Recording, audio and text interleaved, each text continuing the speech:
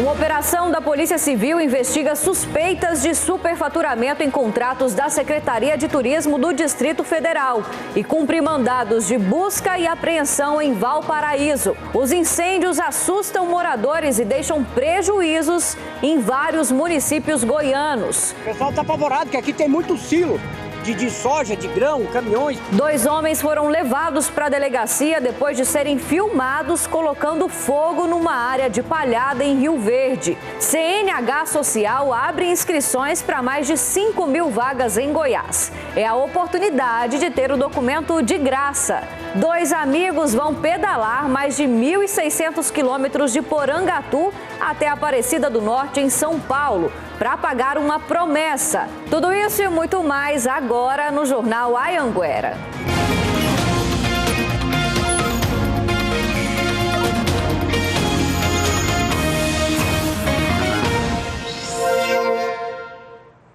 Olá, boa noite para você. Agora 7h18. Seja muito bem-vindo ao Jornal Anhanguera de hoje.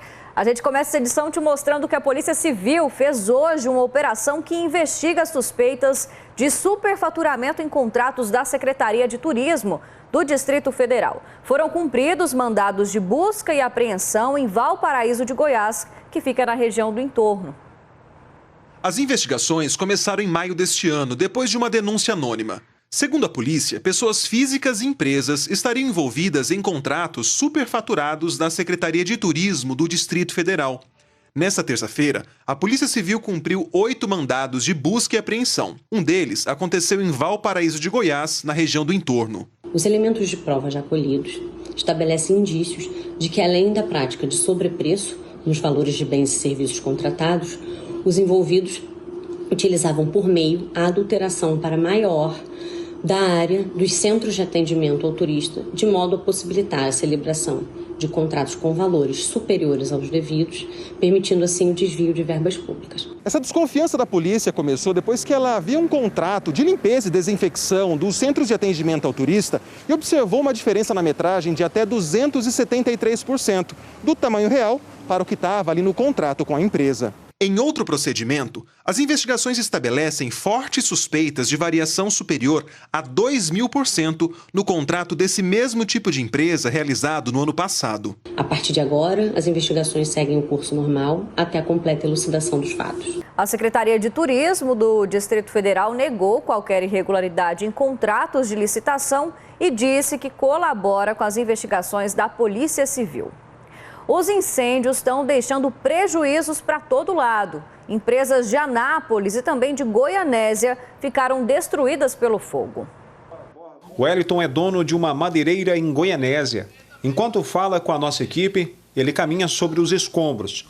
O fogo, que começou no escritório, causou um prejuízo que pode chegar a R$1 milhão. O fogo foi tão intenso que queimou tudo. 12 militares trabalharam para conter as chamas. A Polícia Civil está investigando o caso e trabalha com a hipótese de um curto-circuito na rede elétrica, mas é necessário aguardar a conclusão do laudo.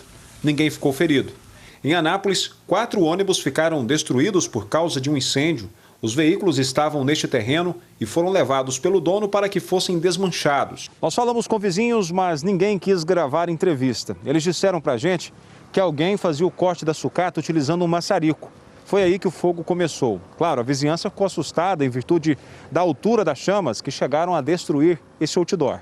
O Corpo de Bombeiros disse que o fogo começou na vegetação. Não dá para afirmar se foi criminoso ou se foi por causa de algum incidente envolvendo o maçarico. Ainda em Anápolis, uma distribuidora de bebidas também pegou fogo no bairro Filóstro Machado. As chamas ficaram concentradas dentro do estabelecimento, enquanto pessoas tentavam resolver a situação com mangueira. O fogo só foi controlado com a chegada dos bombeiros. As causas do incêndio são desconhecidas e ninguém ficou ferido. Comerciantes da área central de Catalão passaram um susto agora há pouco, viu? Um transformador de energia pegou fogo na Avenida 20 de Agosto, a principal avenida comercial de Catalão. A Enel diz que pelo menos 40 comerciantes ficaram sem energia por conta disso e equipes da concessionária estão lá agora para restabelecer o serviço, que tem previsão de voltar à normalidade por volta das 9 horas da noite de hoje, então sem energia nessa região de Catalão. Em Rio Verde, no sudoeste do estado, 2 homens foram parar na delegacia depois de terem sido filmados colocando fogo numa área de palhada. Quem gravou o vídeo foi um professor universitário que ficou indignado com a situação. É irresponsável. Você não pode pôr fogo aí. Eu vou avisar a polícia aqui agora. Ele chamou mesmo a polícia. Pouco tempo depois, um dos homens que aparecem nas imagens foi identificado. Com a identificação da placa do veículo, nós conseguimos saber quem era o proprietário e do proprietário houve uma diligência até quem estava na posse do veículo naquele momento. Quando foi localizado quem estava na posse, ele já de imediato confirmou. O outro homem se apresentou na delegacia. Eles disseram que estavam colocando fogo em fios de cobre. Eles foram autuados pela contravenção penal de causar poluição. Se o incêndio for de maior gravidade, a pena pode chegar até 8 anos de prisão. Bem perto de onde as imagens foram gravadas, teve um incêndio de grandes proporções no fim de semana. Existe a suspeita de ação criminosa, porque foram registrados 14 focos na região em 24 horas. Durante todo o ano passado, os bombeiros fizeram 548 atendimentos de incêndios florestais aqui na região de Rio Verde. Esse ano já foram 424. E olha que o período mais crítico está só começando. Em 2020, no estado todo, foram 10.454 atendimentos. Esse ano, 8.460. Apesar da possibilidade de aumento no número de casos, os bombeiros acreditam que em Rio Verde, os prejuízos esse ano estão sendo menores por causa da mobilização de produtores rurais e da ajuda financeira do município. O fogo, mesmo que seja pequeno, que tenha uma ideia de controle, na verdade ele deve ser extinto. Ele não deve ocorrer esse tipo de situação, ou seja, fogo nesse período, nem pensar. Os homens foram liberados com o compromisso de se apresentarem no Juizado Especial Criminal, serão julgados e podem ser penalizados. E olha, nessa semana, os incêndios registrados no estado têm assustado demais os moradores e causado vários prejuízos. Em Catalão, um incêndio em vegetação chegou bem perto das casas e assustou os moradores. As chamas chegaram a quase 10 metros de altura.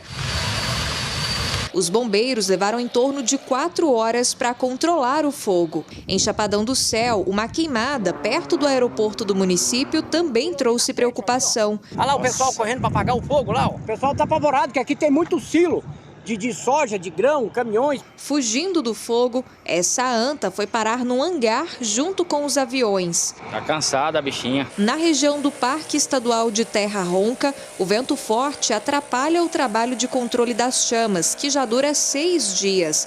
A suspeita é de que seja um incêndio criminoso. São pelo menos 10 quilômetros de fogo. Nesta chácara, em Jataí, o vento forte formou um redemoinho e, em minutos, as chamas atingiram o galinheiro. Sobrou só a estrutura no chão. Mais de 30 galinhas morreram. O fogo também chegou até onde estavam os porcos. A outra bichinha queimadinha também, tadinha. A gente nunca tinha passado por uma experiência dessa, né? Quando vem assim, a gente não sabe o que vai acontecer, né? Fiquei meio preocupado, já fui voando ao redor da casa e fazendo as coisas que a gente podia fazer, né? Apesar do esforço do seu juvenil, o sistema de irrigação e vários canos derreteram com o calor do fogo. Além disso, mais de 200 quilos de ração para tratar dos animais foram queimados. O prejuízo calculado é de mais de R$30 mil. Além de todo o prejuízo com os animais e os equipamentos, a área de reserva ambiental aqui da propriedade também foi atingida. Somando essa área e o pasto, ao todo foram pelo menos 4 hectares atingidos pelo fogo. Eu só pensava que nós ia morrer, todo mundo queimado. Aí meu menino começou a gritar: mãe, corre aqui pro carro, corre aqui pro carro. Eu espero um pouquinho, corre que não vai dar tempo. Nós olhávamos para trás, só via fogo, mais nada. E eu pensava, é a morte que está acontecendo, vai acontecer, vai acabar tudo. Ainda hoje a gente volta a falar de incêndios aqui no Jornal Anhanguera, viu? Mudando de assunto, o Detran abriu inscrições para mais de 5.000 vagas do programa que oferece habilitação de trânsito de forma gratuita para quem é população de baixa renda. Quem vai falar mais dessa boa notícia é o Myron Otto, então, que está ao vivo aqui com a gente. Boa noite. Olá, Gabriela, boa noite para você, boa noite para quem está nos acompanhando aqui no J2. Notícia boa mesmo para quem quer tirar sua carteira de motorista, sua CNH, mas está sem dinheiro, né? Nesta quinta etapa do programa de gratuidade de CNH social, vão ser oferecidas 5.010 vagas para pessoas de baixa renda, viu? Os interessados para concorrer a alguma dessas vagas podem se cadastrar no site do Detran até o dia 18 de abril, tá certo? O site do Detran é o www.detran.go.gov.br. Vou repetir, tá, Gabi? www.detran.go.gov.br. Cada pessoa pode se inscrever em apenas uma das alas para a sua CNH social. Essas categorias são ou a CNH estudantil, urbana ou rural. Para se inscrever, existem alguns pré-requisitos. Esse edital está lá no site do Detran, tá certo? Mas o principal deles é você estar com seu cadastro ativo no programa do CAD Único, tá certo? Quem conseguir alguma dessas vagas vai conseguir isenção para ter as aulas práticas, teóricas, além de todos os exames. Até o dia 18 de abril, CNH Social lá no site do Detran. Gabi, volto com você. Muito bom, muito obrigada pelas informações. Com a vacinação de primeira dose finalizada em pessoas acima de 12 anos, agora em Rio Verde, no sudoeste do estado, já tem registro de redução nos números de internações, isso em leitos de UTI e também nas enfermarias. Assunto para o Eduardo Marins, que chega ao vivo então com essa ótima notícia para a gente e vai atualizar aí como estão os números aí na cidade. Boa noite para você, Edu. Oi, Gabi, ótima noite para você, para todo mundo. Segundo o último boletim divulgado pela Secretaria de Saúde aqui de Rio Verde, né, hoje estão internadas na UTI de Covid apenas 7 pessoas e na enfermaria apenas um paciente se recuperando aí para tratar aí dessa doença terrível, não é mesmo? O que chama a atenção é que se a gente pegar os números de julho, quando a situação começou a melhorar um pouquinho, olha só, a gente tem uma redução de 48% nas internações em UTI e nas enfermarias quase zerou. A Secretaria de Saúde justifica esse cenário positivo justamente porque a vacinação conseguiu atingir as pessoas acima dos 12 anos, né? Tem algumas pessoas que ainda não tomaram, mas pelo menos 86% dos moradores adultos aqui da cidade receberam aí a primeira dose da vacinação. É um cenário bom, positivo, mas a gente não pode, né, relaxar com as nossas medidas sanitárias, até porque em toda essa pandemia aqui em Rio Verde, mais de 31 mil pessoas foram contaminadas pela doença e, infelizmente, 653 pacientes foram vítimas e morreram aí em decorrência da doença, viu, Gabi? Eu volto com você. É isso mesmo, continuar com os cuidados, né? Muito obrigada pelas informações. O Brasil está vivendo uma das piores secas dos últimos anos e está faltando água em algumas cidades aqui do estado. Algumas delas estão fazendo até rodízio no abastecimento. Se não chove, falta água para encher os mananciais e bacias hidrográficas. Resultado, muitas cidades goianas já vivem dia de desabastecimento. Em nota, a Saneago diz que são 4 municípios goianos que estão com sistema de rodízio para abastecimento de água: Crixás, Goianésia, São Luís de Montes Belos e São Luís do Norte. Enquanto não chove, a solução do problema para amenizar essa situação também vem lá de cima: as caixas d'água. A Shirley é uma das moradoras de Crixás, no norte do estado, que está sentindo os efeitos da seca. O córrego da Forquilha, que abastece a cidade, não tem volume de água suficiente para garantir o abastecimento diário de 16 mil habitantes. A solução encontrada pela Saneago foi fazer um rodízio no abastecimento. Nós temos 2 caixas d'água de 1.000 litros para ajudar nas despesas da água aqui. Na limpeza, na lavagem das vasilhas. 206 quilômetros distantes de Crixás, Goianésia, no Vale do São Patrício, é outra cidade que teve o rodízio de água implantado. O Ribeirão Anda Só, que abastece a cidade, em trecho secou. Aí nem mesmo o rodízio tem garantido água tratada nas torneiras. Em algumas casas, para ter água, só com a ajuda do Corpo de Bombeiros. A cidade foi dividida em 4 grupos. O abastecimento é feito dia sim, dia não, a cada 2 grupos desde o dia 3 desse mês. Mesmo assim, a água não chega a todos os bairros. Aí a gente tem criança, fica com tanto de roupa suja, sem lavar, que não tem como lavar. São Luís do Norte e São Luís dos Montes Belos também já enfrentam racionamento. Esse engenheiro ambiental alerta para o uso inconsciente da água nesse período crítico. Se a gente não conscientizar, não fazer o nosso conscientização em casa, no comércio, em qualquer lugar, então a gente pode sim ficar sem a água. A Saneago disse que a programação do rodízio em Goianésia está disponível no site saneago.com.br e a companhia também pediu que a população entre em contato pelo 0800 645 0115 caso o abastecimento seja afetado aí na casa dessas pessoas no dia em que deveria estar normalizado. Olha, gente, os bebês que nascem na maternidade de Caldas Novas agora já estão saindo de lá com a certidão de nascimento, viu? Uma facilidade tanto, né, para os papais. Quem conta pra a gente é a Luana Nunes, que está ao vivo de Itumbiara. Boa noite para você, Luana.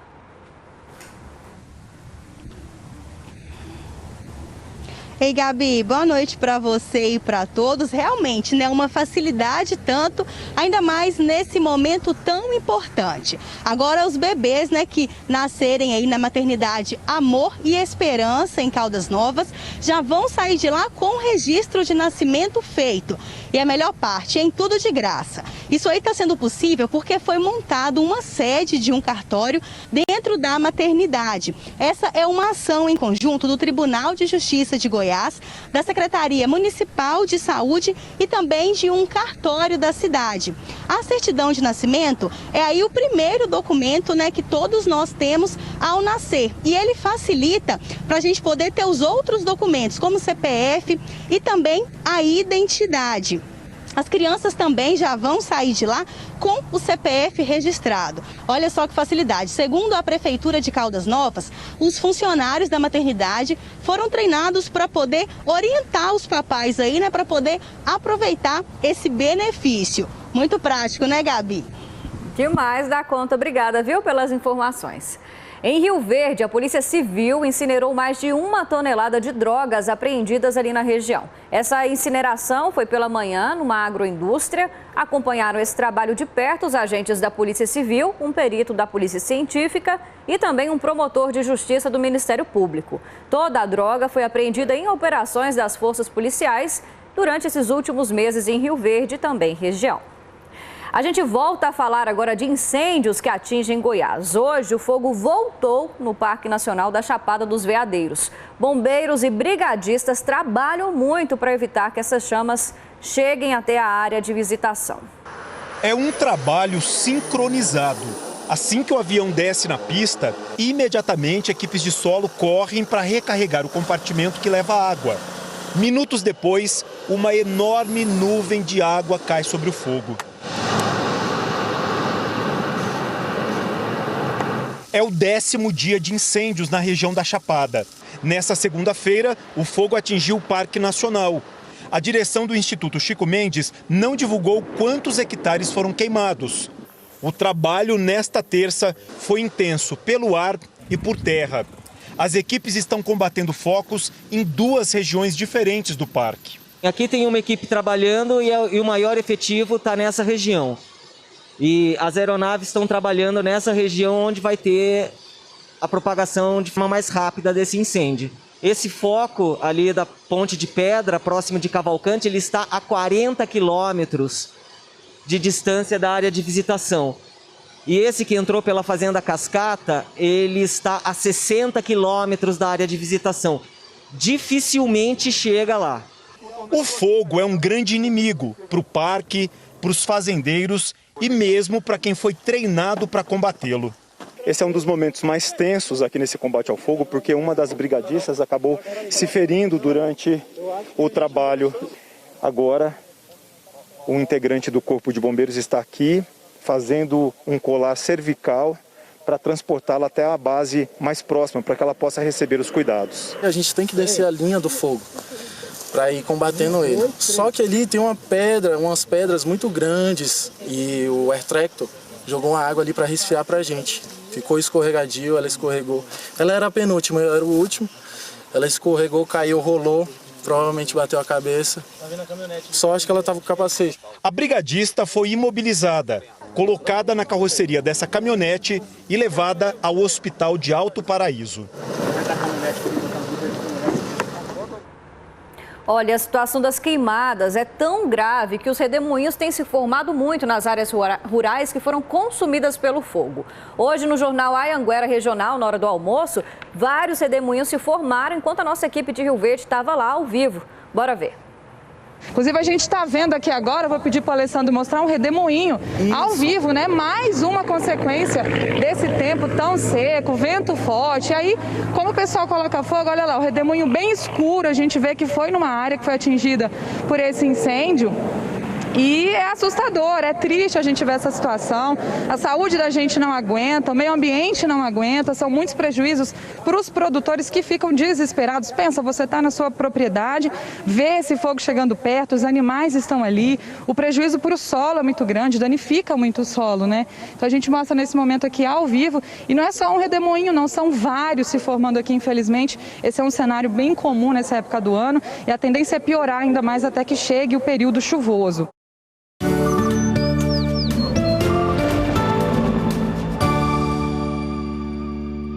A previsão é de tempo ainda mais quente para Goiás. Sobe para 42 graus a máxima na região oeste. A mínima fica em 16 no leste.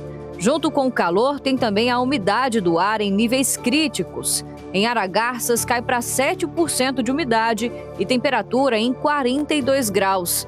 Em Jataí, umidade em 10% e em Itumbiara, 12%.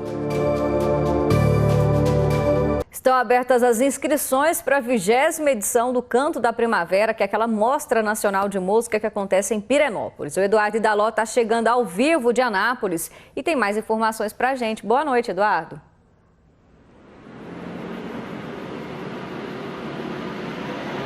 Oi, Gabi, boa noite para você, boa noite para todo mundo que está acompanhando o J2 com a gente. Pois é, já tem data para acontecer esse ano o Canto da Primavera, né? Esse festival de música, né? De valorização da música e dos artistas goianos que acontece em Pirenópolis. Vai ser de 30 de novembro a 5 de dezembro. O palco vai ser montado no Cavalhódromo da cidade. E olha só, para os interessados em participar, as inscrições, elas já começaram e elas vão até o dia 18 de outubro. Tem que entrar no site para fazer a inscrição, que é o cantodaprimavera.cultura.go.gov.br.